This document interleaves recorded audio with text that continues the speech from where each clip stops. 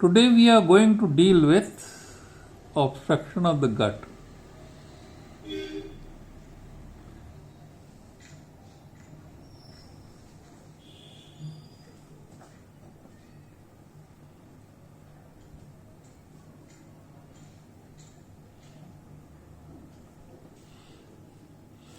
The gut begins from the lips.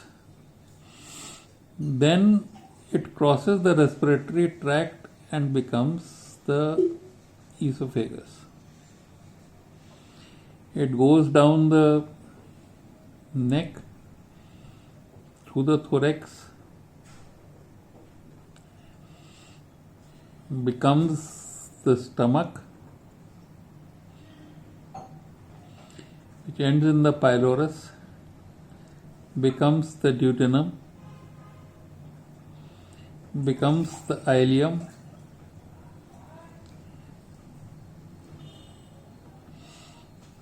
36 feet long, becomes the colon,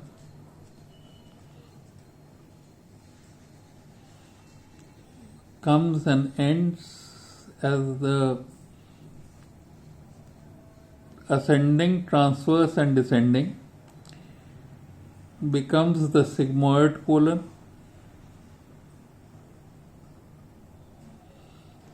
the rectum and the anal canal. So from anal canal to the oral cavity, there can be an obstruction anywhere in the system. The cause of obstruction can be in the lumen, in the wall, or outside the wall.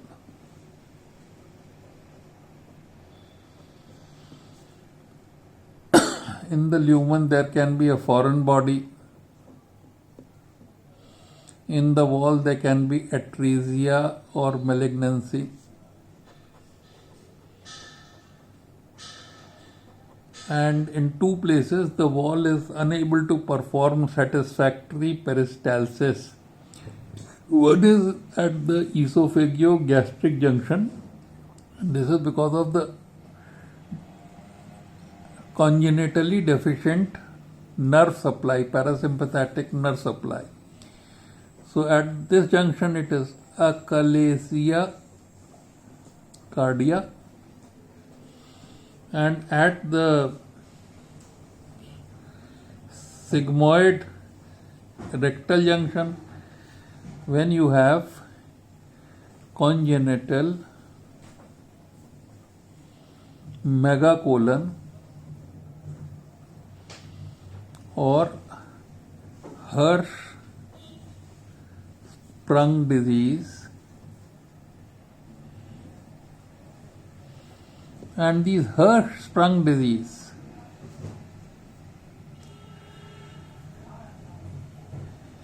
and achalasia cardia are two things that can be found in a newborn.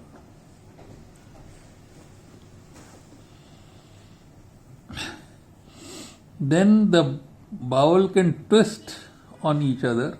They can get twisted like this, and this is called as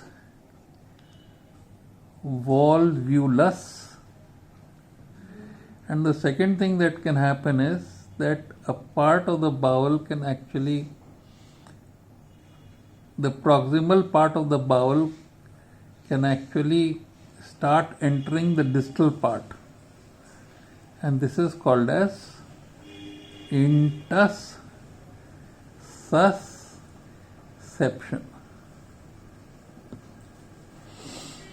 So this can be in the wall, and of course there can be something outside the wall. For example, in mitral stenosis, I told you the left atrium may enlarge, press on the esophagus and produce dysphagia. Another congenital problem that may occur is that at the inferior constrictor and cricopharyngeus junction,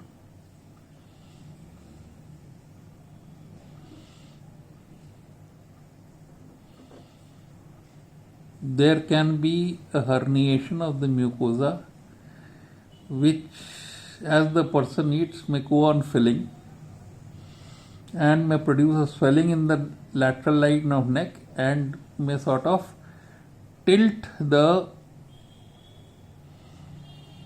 pharyngoesophageal junction like this because of this diverticulum. So this opening is called as Killian's dehiscence, and this diverticulum is called as Killian's diverticulum, and it produces what is called as a teapot appearance on barium swallow. And as you go on eating, instead of going down, the food gets collected in the diverticulum and there is progressive dysphagia. So this is teapot appearance of Killian's dehiscence or diverticulum. Then in the esophagus, there can be, as I told you, achalasia cardia.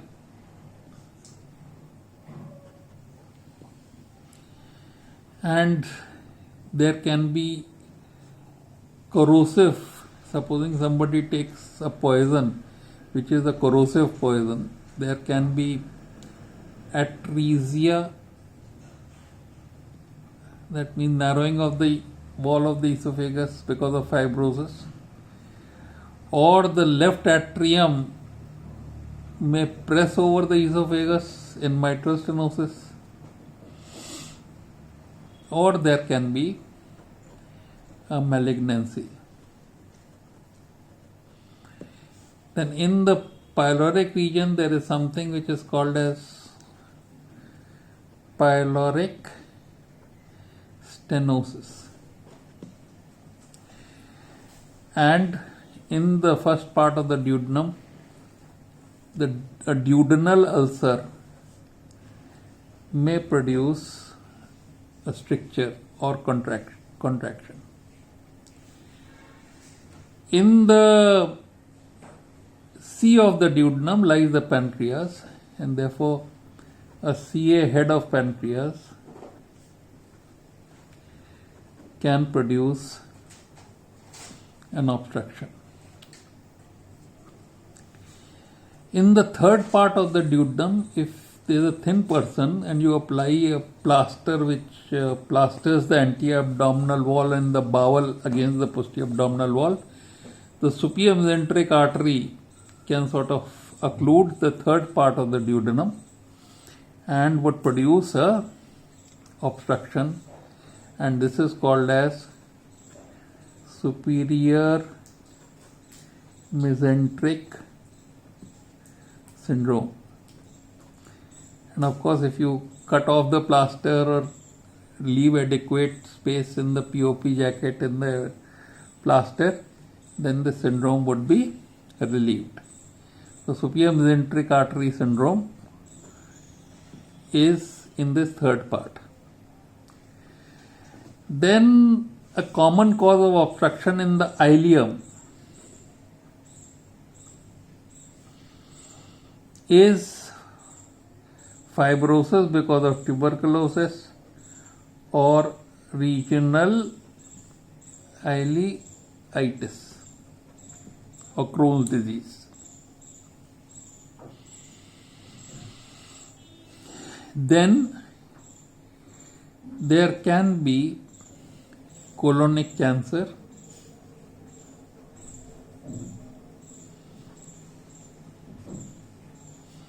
or interception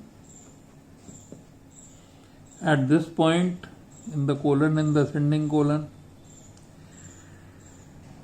Then there can be very common causes: sigmoid volvulus, then congenital megacolon,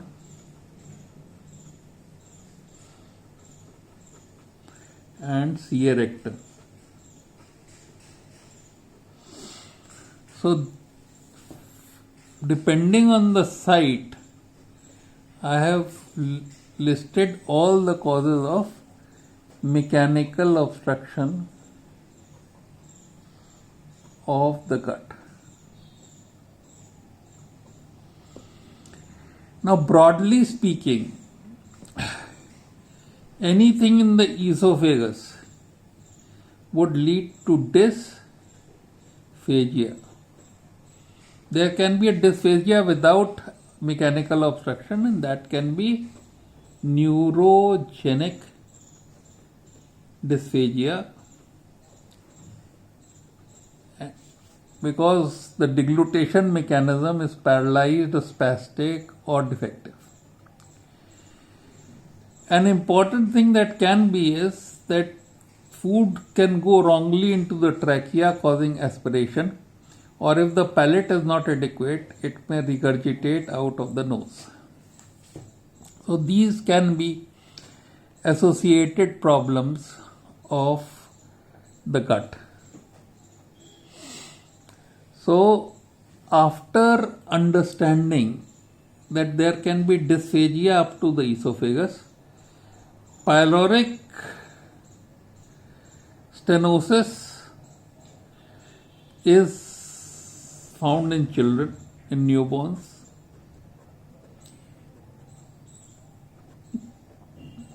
And if it is in adults, then it is probably because of duodenal ulcer, stricture produced because of duodenal ulcer. So this is upper GI obstruction. Then a gastric cancer can also produce an obstruction. But the basic fact is that after the bile duct opens in the second part of duodenum, if the obstruction is below this, then the projectile vomiting that occurs. So what will happen? The gut will try to clear the obstruction and may use force, and that can produce a colic. And the physical sign will be visible peristalsis.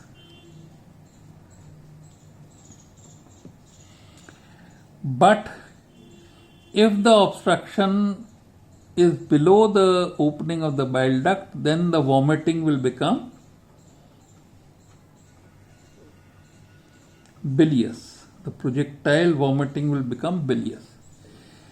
As you move down and down, this presentation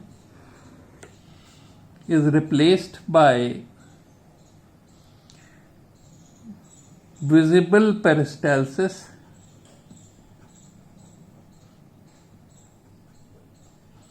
and abdominal distension.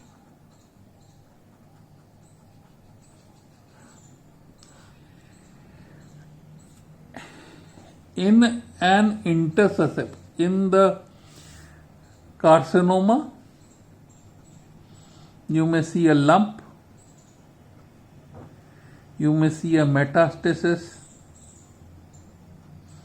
you may see malignant ascites, you may see melena.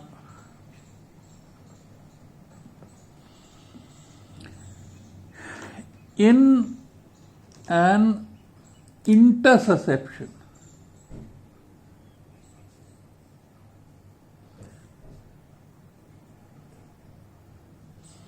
you would find that there is a C-shaped lump. There will be a C-shaped lump which will be progressively getting more and more prominent, and there will be obstruction. So that is the intussusception. Around this you can see a C-shaped lump. Now, another way you can see a C-shaped lump or a tire-like lump is sigmoid volvulus.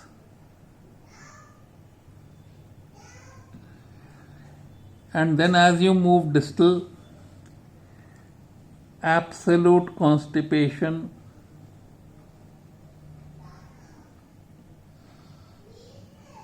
would become much more marked. And the basic theory is that wherever there is obstruction, there will be distension behind of back pressure and forward failure. So in a sigmoid volvulus, in congenital megacolon, here is another condition, congenital megacolon, or in cancer of the rectum and anal canal, you will have much more marked absolute constipation. So these are the features by which you have to determine the site of obstruction. So now let us find out the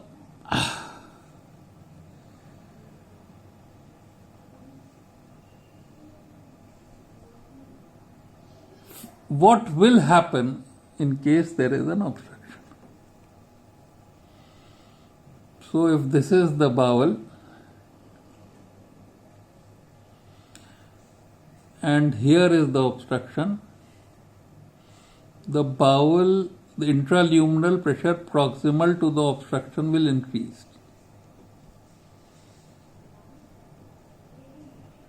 Intraluminal pressure.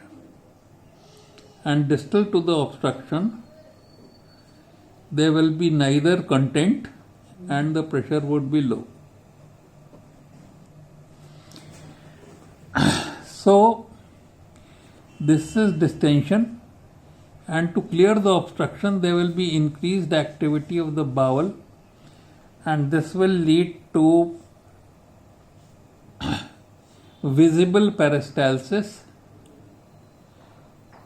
as a physical sign,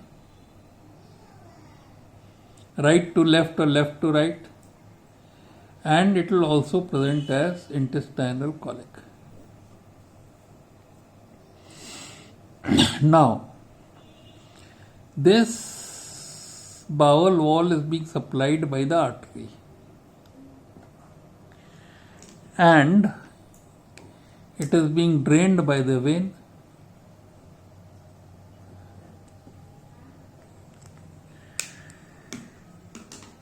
Therefore, initially as this intraluminal pressure increases, it will occlude the vein because the venous pressure is lower. Therefore, the capillary pressure in this region will increase and there will be first exudation and then hemorrhage into the lumen, and that will increase the fluid in the intraluminal region, and that would further increase the pressure. Gradually the pressure will be so much that even the artery will be occluded, and therefore the bowel wall will become ischemic. And as the bowel wall becomes ischemic, it may perforate and it may create peritonitis. So this is the pathogenesis of obstruction. In the previous causes, I left out herniation of the bowel loops, where they can get strangulated in the neck of the hernia, because that they can get occluded by this deep inguinal ring neck. So this is the pathogenesis of obstruction. And one more thing that will happen is that if the artery continues to pump blood and the veins don't return, then the blood will accumulate in the blood vessels of the intestine.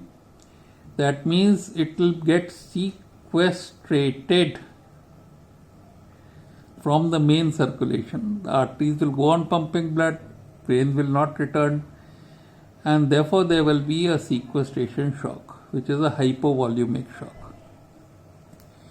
Another thing that will accompany this problem is fluid and electrolyte imbalance. So, understanding this pathogenesis, let us try to determine what questions you need to ask when you face a case of obstruction. So the first question is there obstruction?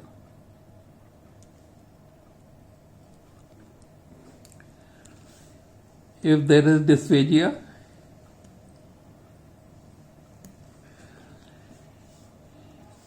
which may be neurogenic or mechanical or progressive, as in Killian's diverticulum.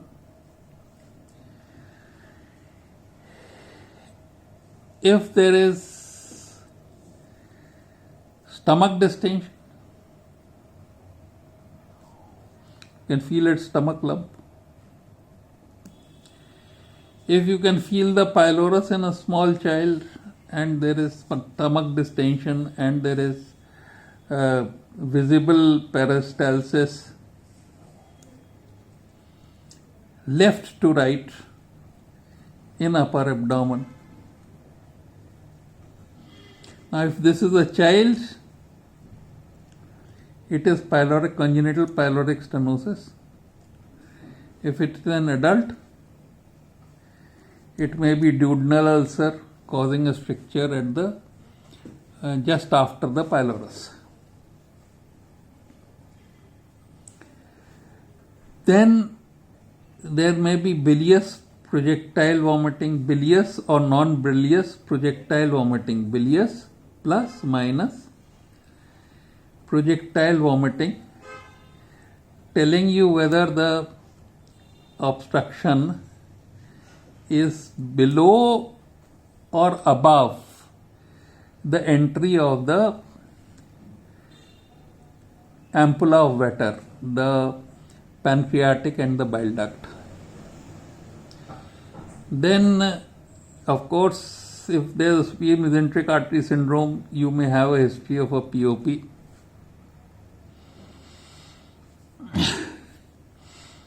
And as you move down, there will be more of distension, increased bowel sounds. So abdominal girth charting can tell you a progressive obstruction here.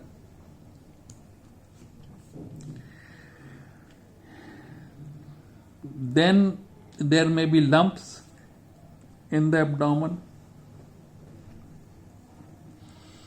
and these lumps may have particular shape, like a C-shaped lump of intersusception or a sigmoid volvulus.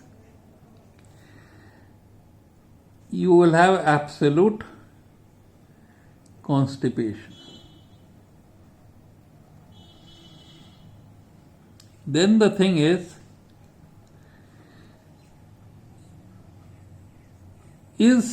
this painful? It can be painful because of a colic. It can be painful because of the ischemia of the bowel. The important thing with the ischemia is that there will be rebound tenderness.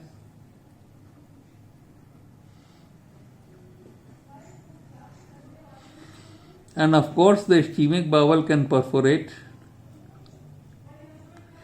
When this tenderness would become, there will be a board-like rigidity.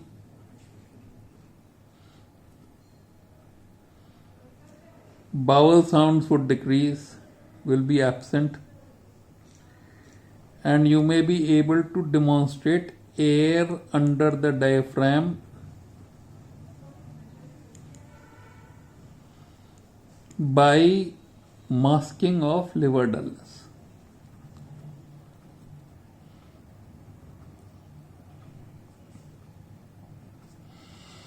Then you must look for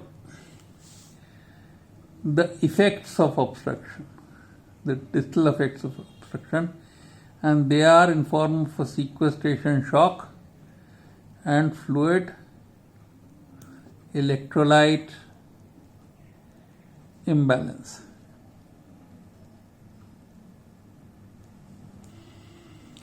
Now, how do you measure, how do you manage these? The first thing is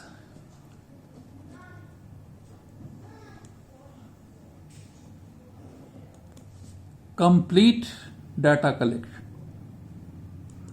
which tends to answer you all the questions about the site,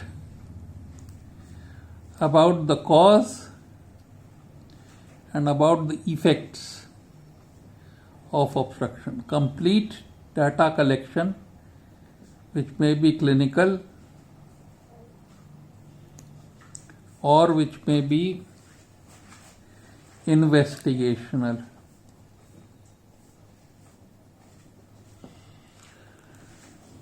The second important thing that you have to do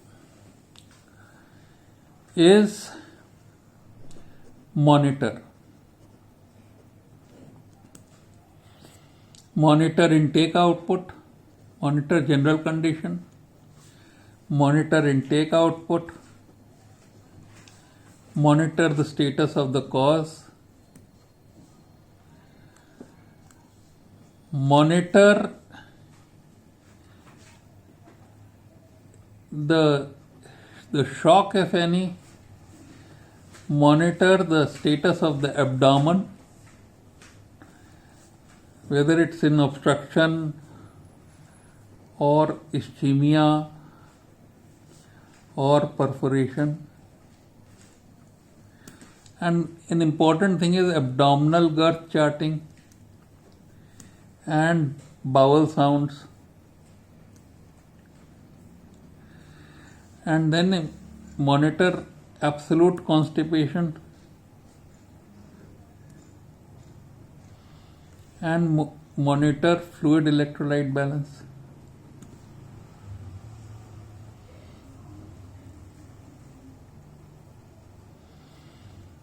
Then you have to decide on management. Now, in the management, the cause may be medically treatable, like tuberculosis, or it may be surgically treatable.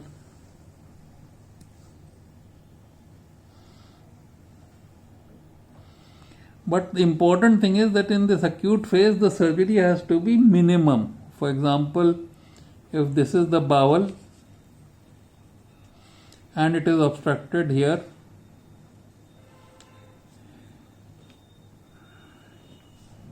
you may take this bowel loop and re-anastomose at this site so that the obstruction is bypassed. So don't try to resect this. Resection is much major surgery. If the obstruction can be bypassed, bypass it. And if of course there's peritonitis, then you leave a drain, give antibiotics and manage it so. So you manage the cause, you manage the shock,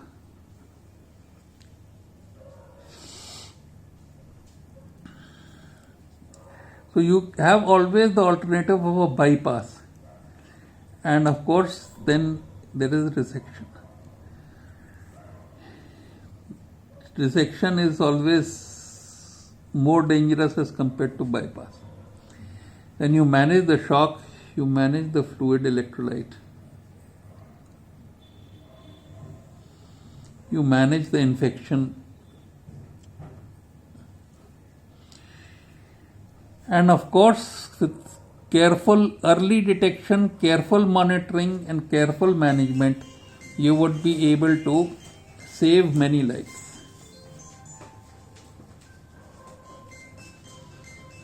So this is a very short description of how to deal with mechanical obstruction of the gut. Thank you.